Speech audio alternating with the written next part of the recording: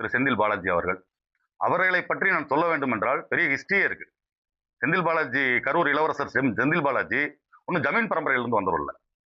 ராமேஸ்வரப்பட்டியில வேலுச்சாமி மகனா பிறந்த செந்தில் பாலாஜி, திரு வேலுச்சாமி அவர்கள் கூலி வேலை செய்தவர். இந்த கம்பி வேலி போட்டுறாங்க இல்லைங்களா தோட்டத்துக்குலாம், அந்த வேலை போனவர். இவர் ஒரு அரசு ஒப்பந்ததாரராக இருந்தவர் செந்தில் பாலாஜி 2002 காலகட்டங்களில். அரசு ஒப்பந்ததாரர்னா பெருசா கோடிக்கணக்கான ப்ராஜெக்ட்லாம் கிடையாதுங்க.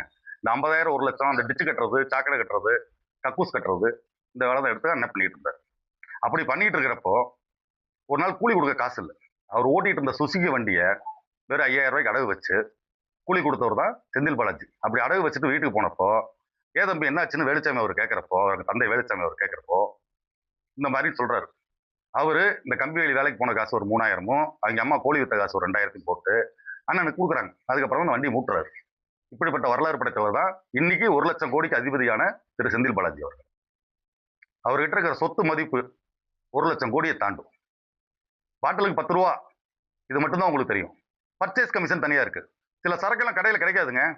ஏன்னா அவங்க அண்ணனுக்கு கமிஷன் தரலினா அந்த சரக்கை வாங்க மாட்டாங்க. டாஸ்மாக் வாங்காது. இரவு ஓடுது பாத்தீங்களா, சுமார் 50 லட்சம் பாட்டில் நைட்டு இல்லீகல். அது எதுவுமே டாஸ்மாக் குடோன் போயிட்டு வர்றதில்லை. நேரடியா கம்பெனில இருந்து அவங்க வாங்கி இவங்க என்ன பண்ணிக்கிறாரு, அதுக்கு ஒரு பாட்டிலுக்கு 150 ரூபா அண்ணனுக்கு வந்துடுது. இதுக்கு மேல மின்சாரம் ஒரு மெகாவாட் போடணும்னா 25 லட்சம் அண்ணனுக்கு படி இழக்கணும். அதுல பர்ச்சேஸ்க்கு தனியா கமிஷன்.